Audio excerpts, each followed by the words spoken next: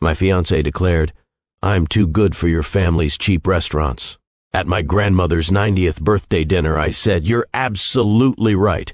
Then I made sure she never had to lower her standards again by canceling the wedding next morning. Her tune changed when I, 32 male, was engaged to Bethany, 28, for 8 months, together for 2 years total. The wedding was supposed to be in 3 months. Keyword was, my grandmother Elena just turned 90. She's first-generation immigrant, built a small empire of 3 family restaurants from nothing, and is basically the matriarch of our entire extended family.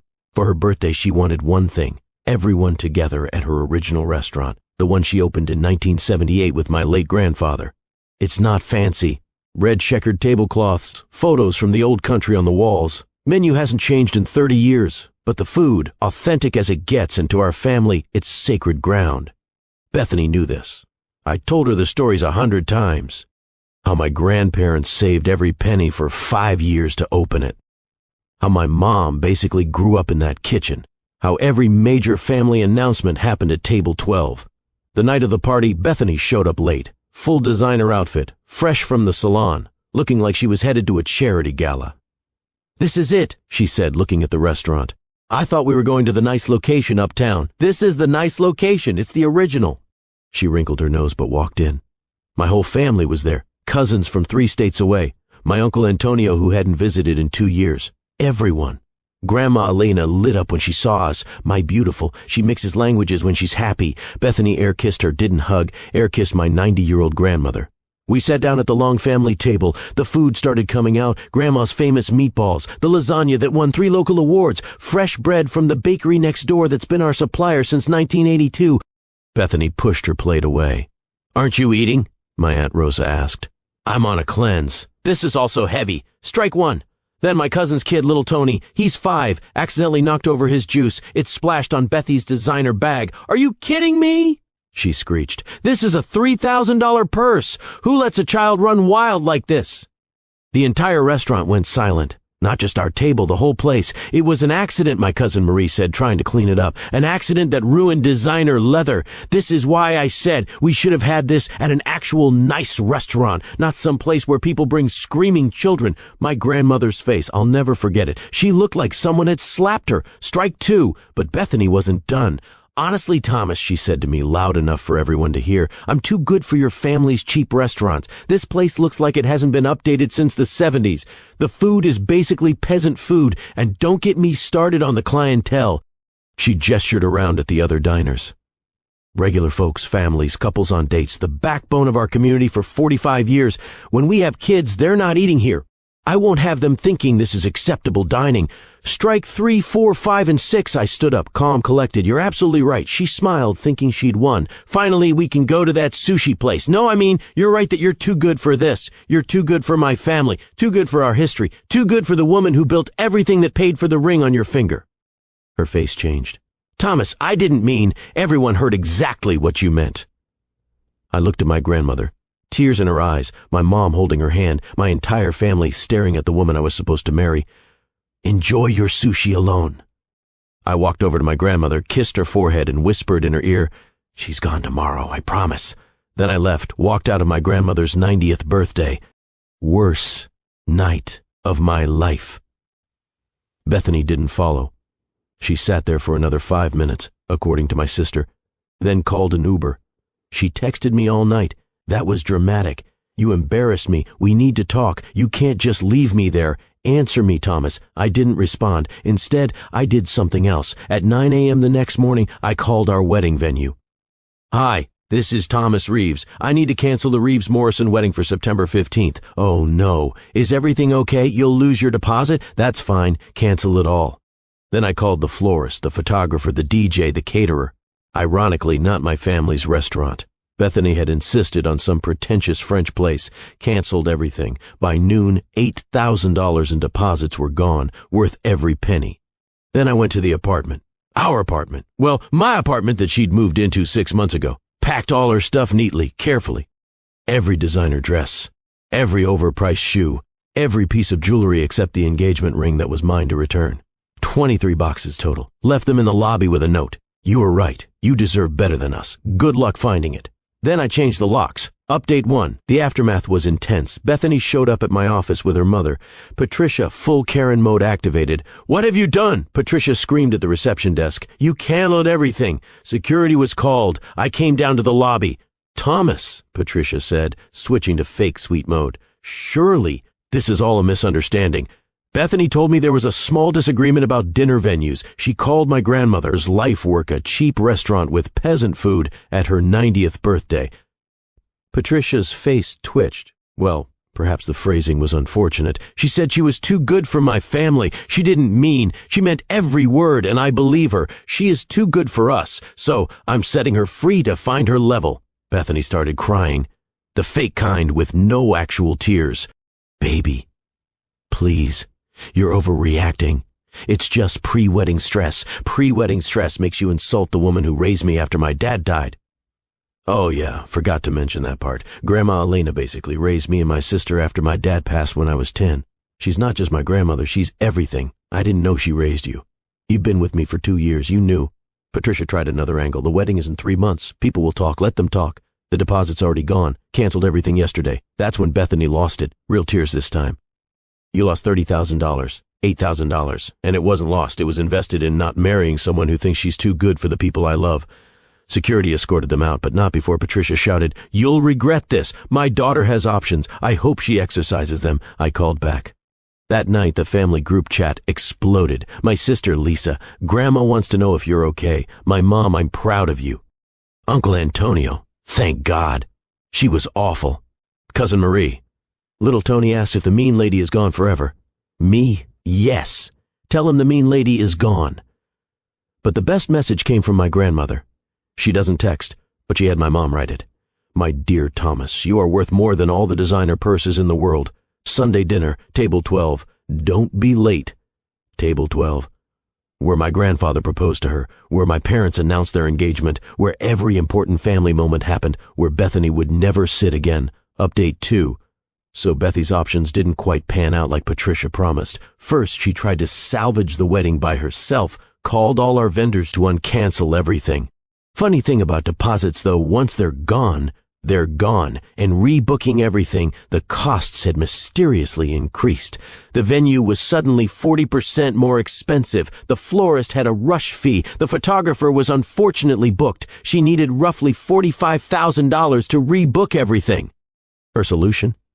She started telling everyone I was financially abusive and had stolen her wedding. The problem? Everyone knew the real story.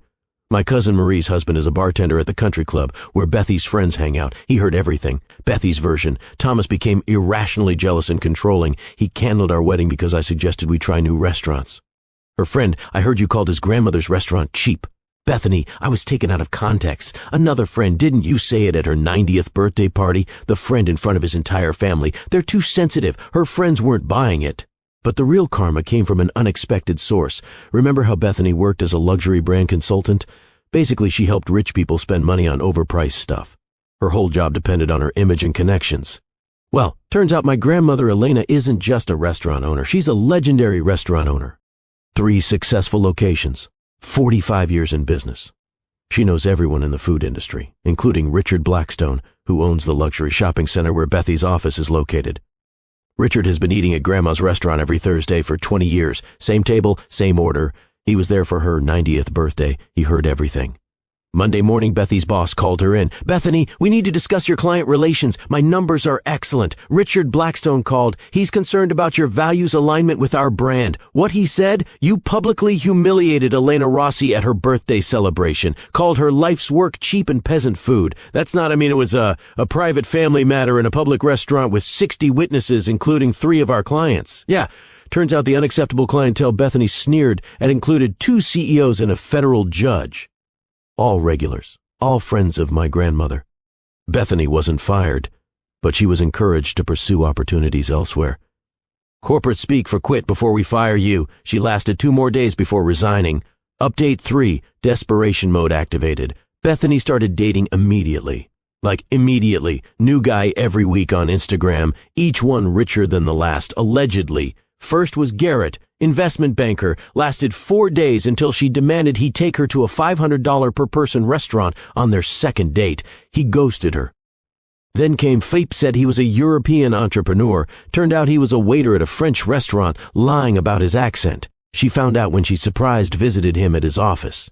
But the third guy was special.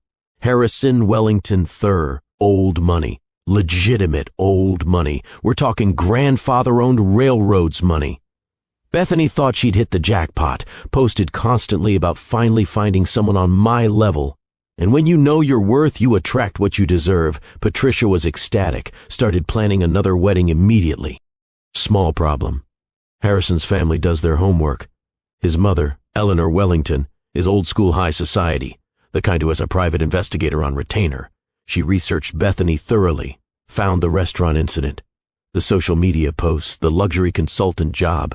She no longer had everything. But Eleanor was smart. She didn't tell Harrison. She invited Bethany to tea. My sister Lisa knows Eleanor's assistant. Got the whole story. Eleanor served Bethany tea in actual antique china worth more than my car, then casually mentioned, "I heard you're quite the food critic. Something about peasant food." Bethany went pale. Aye, that was my dear girl. The Wellingtons have been eating at Elena Rossi's restaurant for 40 years. My late husband adored her meatballs, called them the best in the state. I didn't know. Of course you didn't. You seem to not know quite a lot. Like how Harrison's trust fund has a morality clause.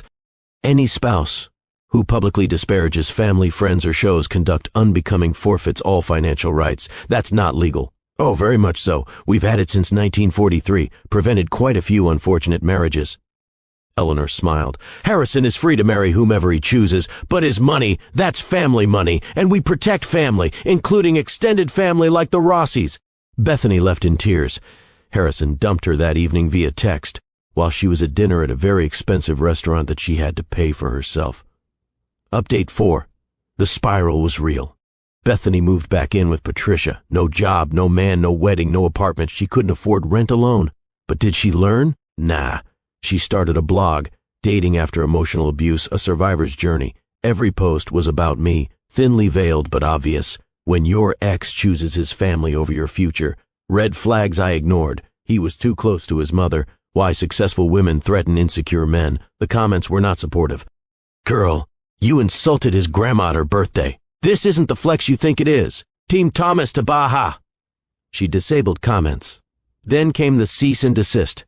See, Bethany made one crucial mistake. She used a photo from my grandmother's birthday in her post about toxic family dynamics without permission, a photo that included my 90-year-old grandmother. My Uncle Antonio is a lawyer, a very good lawyer. He sent a letter. Remove all photos and references to the Rossi family immediately or face legal action for defamation and unauthorized use of likeness. She removed everything, but the internet never forgets. Screenshots were everywhere. Someone made a TikTok. Rich girl calls grandma's food peasant food. Loses everything. It went viral. 2.3 million views. The comments were brutal. Imagine being too good for homemade Italian food. She really thought she was doing something. Grandma's revenge is served hot, unlike this girl's relationship. Patricia called me crying. Thomas, please make them stop. Bethany is destroyed. I'm not doing anything. She posted online. The internet responded. You could defend her from the truth. She said those things in public to my grandmother. She's suffering. So did my grandmother on her 90th birthday. Have you no compassion? I had tons. She called it peasant food. Patricia hung up. Update 5. Plot twist. Nobody saw coming. My grandmother hired Bethany. I'm not joking. I was at Sunday dinner when Grandma dropped the bomb. I offered Bethany a job. I nearly choked on my meatball. What? She needs work. I need a dishwasher. Grandma, no, you don't need to. I don't need to do anything. I'm 90. I do what I want. But she's young and stupid. I was young and stupid once. The difference is I learned. She won't take it. Grandma smiled. She already did. My jaw hit the floor. She starts tomorrow. Minimum wage, no special treatment. She works, she eats, she learns humility, or she leaves. Why? Because, my dear boy, the best revenge isn't destroying someone. It's letting them see what they threw away. Every single day, my grandmother is a savage. And Bethany, she actually showed up. First day, she wore designer gloves to wash dishes. They dissolved in the industrial soap. Second day, she complained about the smell. The cook told her to get used to it or get out. Third day, she cried in the walk-in freezer, but she kept coming back. Week 2, she stopped wearing makeup. No point when you're sweating over a dish pit. Week 3, she actually ate the staff meal. Peasant food never tasted so good when you're hungry. Week 4, a regular customer, Mrs. Chen. Yes, the federal judge recognized her. Aren't you the girl who, oh my, Bethany just kept washing dishes. Final update. Today was my grandmother's 91st birthday. Different restaurant this time, the newest location, bigger party, same family, same table. 12. I brought someone, Adriana. Met her at a bookstore. She teaches elementary school, drives a 10-year-old Honda, and cried happy tears when she met my grandmother. Your meatballs are incredible. Mrs. Rossi, call me Grandma and have seconds. Adriana had thirds. Halfway through dinner, someone started singing happy birthday in the kitchen. The staff came out with a cake. Bethany was holding it, still in her dishwasher apron. Hair in a net, no makeup, looking exhausted. She placed the cake in front of my grandmother. Their eyes met. Happy birthday, Mrs. Rossi. Thank you, dear. Bethany looked at me at Adriana at the ring on Adriana's finger. Yes, I proposed last week at table 12 with my grandmother's blessing. She didn't say anything, just walked back to the kitchen. Later, my grandmother pulled me aside. She's quitting tomorrow. Good. I'm giving her a reference. What? She worked hard for 3 months. Never missed a day. Never complained after the first week. She earned it. Grandma, the girl who insulted me, is gone. The one washing dishes is different. Not better, but different. Sometimes that's enough. You're too kind. No, I'm exactly kind enough. She learned that what she called peasant food feeds hundreds of families. That my cheap restaurant employs 30 people. That the unacceptable clientele are doctors, teachers, judges, and janitors, all equal at my tables. And she learned that you can't wash dishes with a $3,000 purse. We laughed. Bethany did quit, got a job at a mid-level marketing firm. Dating some guy named Roger who works in accounting. No Instagram posts about it. Patricia doesn't speak to me or anyone in my family or the Wellingtons or the Blackstones. Harrison Wellington III is engaged to a kindergarten teacher. His mother adores her. My family's restaurants are thriving. The TikTok actually brought in tons of new customers. Grandma had to hire more staff. Adriana and I are getting married next spring at the restaurant, the original one. Reception at table 12, the menu peasant food, the guest list unacceptable clientele, the venue a cheap restaurant that hasn't been updated since the 70s, the bride. Someone who knows that my grandmother's meatballs are worth more than all the designer purses in the world. And Bethany, she sent a card just signed B with no message. My grandmother framed it, hangs in the kitchen next to a photo from her 91st birthday to remember. She says that dignity isn't designer, it's dishes. It's work, it's respect, it's knowing that no one is too good for honest food made with love. My grandmother is 91 years old, 5 trillions tall, and the most savage person I know, and I'm proud to be her grandson, even if our restaurants are cheap and our food is for peasants. P.S. to everyone asking, yes, the restaurants are real. No, I won't say where. My grandmother doesn't need the drama. She just needs her family, her tables, and her dignity. P.P.S. The meatball recipe dies with her. Don't even ask. Bethany, if you're reading this, the dish soap is under the sink. You know where.